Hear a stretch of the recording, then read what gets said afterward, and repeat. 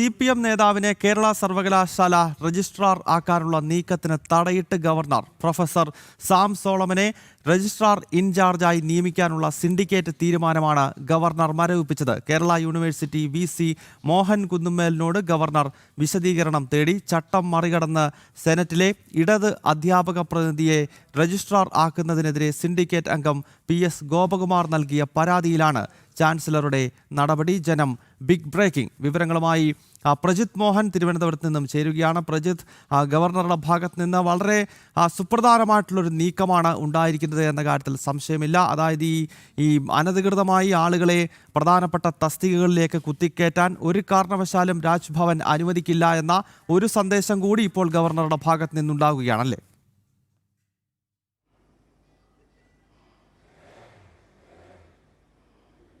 അങ്ങനെ തന്നെയാണ്. ഈ KS അനിൽകുമാറിൻ്റെ രജിസ്ട്രാറായിരുന്ന കാലത്ത് കേരള യൂണിവേഴ്സിറ്റിയിൽ കാണിച്ചു കൂട്ടി എന്തൊക്കെയാണെന്ന് നമുക്കറിയാവുന്നതാണ്.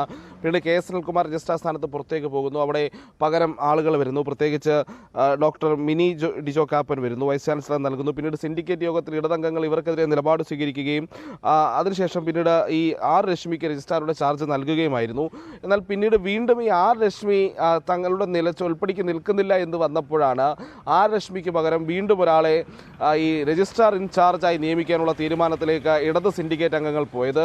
അതുകൊണ്ട് തന്നെ സെനറ്റിലെ ഇടത് സംഘടനാ പ്രതിനിധി കൂടിയായിട്ടുള്ള സാം സോളമൻ എന്ന് പറയുന്ന പ്രൊഫസറെയാണ് ഇത്തവണ രജിസ്ട്രാർ ഇൻചാർജായി നിയമിക്കാനുള്ള തീരുമാനത്തിലേക്ക് കഴിഞ്ഞ ദിവസം സിൻഡിക്കേറ്റ് യോഗം പോയത്. അത് പൂർണ്ണ അഡീഷണൽ ചുമതല നൽകിക്കൊണ്ട്, പൂർണ്ണ അധികാരങ്ങളും നൽകിക്കൊണ്ടായിരുന്നു അത്തരത്തിൽ സാം സോളമനെ ഈ രജിസ്ട്രാർ ഇൻചാർജായി നിയമിക്കാനുള്ള തീരുമാനം സിൻഡിക്കേറ്റ് എടുക്കുന്ന ഘട്ടത്തിലേക്ക് കാര്യങ്ങൾ പോയത്. എന്നാൽ ഈ വിഷയവുമായി ബന്ധപ്പെട്ട് ഒരു സെനറ്റ് അംഗത്തെ നിലവിലത്തെ സർവകലാശാല നിയമവും ചട്ടങ്ങളുമൊക്കെ അനുസരിച്ച് സെനറ്റ് അംഗമായിരിക്കുന്ന ഒരാളെ സർവകലാശാലയുടെ രജിസ്ട്രാറായി നിയമിക്കാൻ കഴിയില്ല എന്നൊരു പ്രശ്നം നിലനിൽക്കുന്നുണ്ട്. ഈ നിയമ പ്രശ്നം നിലനിൽക്കുകയാണ്. അത് മറികടന്നുകൊണ്ട്, അങ്ങനെ ഒരു ചട്ടം നിലനിൽക്കുക, ആ ചട്ടവും മറികടന്നുകൊണ്ടാണ് ഇടത് സംഘടനാ പ്രതിനിധിയെ ഇത്തരത്തിൽ വീണ്ടും രജിസ്ട്രാറായി നിയമിക്കാനുള്ള തീരുമാനത്തിലേക്ക് സിൻഡിക്കേറ്റ് പോയത് എന്നുള്ളതാണ്. ഇതിനെതിരെയാണ് സിൻഡിക്കേറ്റ് അംഗമായ PS ഗോപകുമാർ ഗവർണർക്ക് പരാതി നൽകുകയും ഗവർണർ ഈ പരാതിയിൽ ഇടപെടൽ നടത്തുകയും ചെയ്തിരിക്കുന്നത്. ഗവർണർ ഈ വിഷയത്തിൽ സിൻഡിക്കേറ്റ് എടുത്ത തീരുമാനം ഇപ്പോൾ മരവിപ്പിച്ചിട്ടുണ്ട്. തൽക്കാലം സാം സോളമനെ രജിസ്ട്രാറായി നിയമിക്കേണ്ടതില്ല, മറിച്ച് ഇക്കാര്യത്തിൽ VC കേരള യൂണിവേഴ്സിറ്റിയുടെ VC ആയിട്ടുള്ള ഡോക്ടർ മോഹൻ കുന്നുമ്മൽ വിശദീകരണം നൽകണമെന്നും ഗവർണർ ആവശ്യപ്പെട്ടിട്ടുണ്ട്. സ്വാഭാവികമായും തുടർച്ചയായി ഇത്തരത്തിൽ താൽക്കാലിക രജിസ്ട്രാർമാരെ നിയമിക്കുന്നത് കൊണ്ട് സർവകലാശാലയുടെ പ്രവർത്തനങ്ങളിൽ വലിയ പ്രശ്നങ്ങൾ വീഴുന്നുണ്ട്. കാരണം CPM നേതാക്കൾക്ക് അല്ലെങ്കിൽ CPM സിൻഡിക്കേറ്റ് അംഗങ്ങൾ തീരുമാനിക്കുന്ന, അവരുടെ ചൊൽപ്പടിക്ക് നിൽക്കുന്ന ആളുകളെയാണ് ഇത്തരത്തിൽ ഇൻചാർജുമാരായി നിയമിക്കുകയും അത് യൂണിവേഴ്സിറ്റിയുടെ പ്രവർത്തനങ്ങളെ വലിയ രീതിയിൽ ബാധിക്കുകയും ചെയ്യുന്നുണ്ട്. അപ്പോൾ സ്വാഭാവികമായി ഒരു സ്ഥിരം രജിസ്ട്രാർ നിയമിക്കണമെന്നുള്ള ആവശ്യം നേരത്തെ തന്നെ ഗവർണർ നിയോഗിച്ച സിൻഡിക്കേറ്റ് അംഗങ്ങളൊക്കെ ഈ ആവശ്യം ഉന്നയിച്ച് രംഗത്ത് വന്നതാണ്. പക്ഷേ ഇടത് സിൻഡിക്കേറ്റ് അത്തരത്തിലൊരു തീരുമാനമെടുക്കാതെ പകരം താൽക്കാലികമായി ഇത്തരം ഇൻചാർജുമാരെ നിയമിക്കുകയും അതിൽ തങ്ങളുടെ ചൊൽപ്പടിക്ക് നിൽക്കാത്ത ആളുകളെ മാറ്റി വീണ്ടും പുതിയ ആൾക്കാരെ നിയമിച്ചുകൊണ്ടേയിരിക്കുകയും ചെയ്യുന്നു. അതിൻ്റെ ഭാഗത്താണ് ഇപ്പോൾ ഗവർണറുടെ ഒരു ഇടപെടൽ ഉണ്ടായിരിക്കുന്നത്. ഒരുപക്ഷെ ഒരു സർവകലാശാലയിൽ ഒരു സ്ഥിരം രജിസ്ട്രാർ വരാനുള്ള സാധ്യതയുണ്ട്. ഈ ഇൻചാർജുമാരെ നിയമിച്ചുകൊണ്ടുള്ള CPM സിൻഡിക്കേറ്റിൻ്റെ ഈ സർവകലാശാല ഭരണത്തിലെ അമിതമായ ഇടപെടലുകൾ, അതിന് തടയിടാനായി സ്ഥിരം രജിസ്ട്രാറെ നിയമിക്കാനുള്ള ഒരു സാധ്യത ഇവിടെ നിലനിൽക്കുന്നുണ്ട്. നമ്മൾ നേരത്തെ ഒരു നിയമപ്രശ്നം ചൂണ്ടിക്കാട്ടിയിരുന്നു. പ്രത്യേകിച്ച് നിലവിൽ സെനറ്റ് അംഗമായിട്ടുള്ള ഒരു സെനറ്റ് അംഗത്തെ രജിസ്ട്രാറായോ രജിസ്ട്രാർ ഇൻചാർജോയോ നിയമിക്കാൻ കഴിയില്ല. ഇത് സർവകലാശാല സ്റ്റാറ്റ്യൂട്ട് 24 ചാപ്റ്റർ 2 പ്രകാരം വിലക്കിയിട്ടുണ്ട് എന്നുള്ളതാണ് നമ്മൾ മനസ്സിലാക്കേണ്ടത്. അപ്പോൾ സ്വാഭാവികമായി നിലനിൽക്കുന്ന ഒരു ചട്ടത്തെ, ഒരു നിയമത്തെ അത് മറികടന്നുകൊണ്ട് പോലും അത്തരം ആളുകളെ നിയമിക്കാൻ CPM സിൻഡിക്കേറ്റ് അംഗങ്ങൾ തീരുമാനമെടുത്തിരുന്നു എന്നുള്ളതാണ് കഴിഞ്ഞ ദിവസം ഉണ്ടായ സിൻഡിക്കേറ്റ് യോഗത്തിൻ്റെ ഒരു പ്രശ്നം എന്നുള്ളത്. ഈ സിൻഡിക്കേറ്റ് യോഗത്തിൽ ഉണ്ടാകുന്ന ഇത്തരം തീരുമാനങ്ങൾ പലപ്പോഴും സമ്മർദ്ദം ചെലുത്തി അംഗീകരിപ്പിക്കാനുള്ള നീക്കമാണ് ഇടത് അംഗങ്ങൾ നടത്താറ്, അല്ലെങ്കിൽ ഇടത് സിൻഡിക്കേറ്റ് അംഗങ്ങൾ നടത്താറുണ്ട്.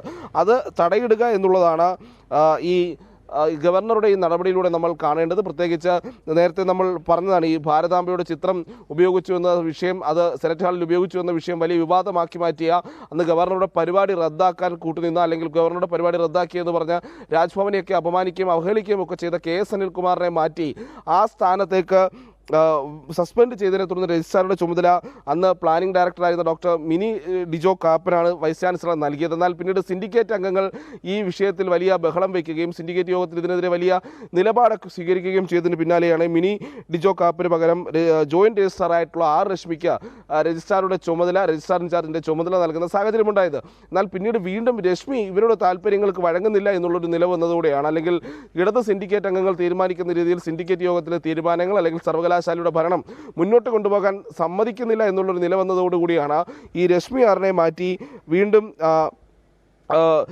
വീണ്ടും ഒരു മാറ്റം കൊണ്ടുവരാനുള്ള നീക്കം നടത്തി. ഇതിനിടയിൽ KS അനിൽകുമാറിനെ വീണ്ടും സ്ഥിരം രജിസ്ട്രാറായി നിയമിക്കാനുള്ള നടപടിയൊക്കെ വേണം, അല്ലെങ്കിൽ അത്തരത്തിലുള്ള നീക്കമൊക്കെ ഇടയ്ക്ക് നടത്തിയിരുന്നെങ്കിലും പിന്നീട് ഗവർണർ നിയോഗിച്ച സിൻഡിക്കേറ്റ് അംഗങ്ങളുടെ പ്രതിരോധത്തെ തുടർന്ന് അത് നടക്കാതെ പോകുന്ന സാഹചര്യമാണ് ഉണ്ടായത് എന്നുള്ളതാണ് മനസ്സിലാക്കേണ്ടത്. എന്തായാലും ഏറ്റവും പുതിയ നിയമനത്തെയും ഇപ്പോൾ ചോദ്യം ചെയ്തതോടുകൂടി സ്ഥിരം രജിസ്ട്രാർ എന്നൊരു നീക്കത്തിലേക്ക്, എന്നൊരു സജീവമായിട്ടുള്ള പരിഗണനയിലേക്ക് ഗവർണർ പോകുന്നു എന്നുള്ളത് കൂടിയാണ് നമ്മൾ മനസ്സിലാക്കേണ്ടത്. താൽക്കാലിക ഗവർണർമാർ അവർ സിൻഡിക്കേറ്റ് അംഗങ്ങളുടെ, പ്രത്യേകിച്ച് CPM സിൻഡിക്കേറ്റ് അംഗങ്ങളുടെ താല്പര്യങ്ങൾക്കനുസരിച്ചുള്ള ആളുകളെ മാത്രം നിയമിക്കുന്ന ആ രീതിക്ക് മാറ്റം വരികയും ഒരുപക്ഷെ അങ്ങനെയുള്ള ഒരു സാഹചര്യത്തിലേക്ക് കൂടി കാര്യങ്ങൾ പോകുകയായിരിക്കാം. ഗൗതം.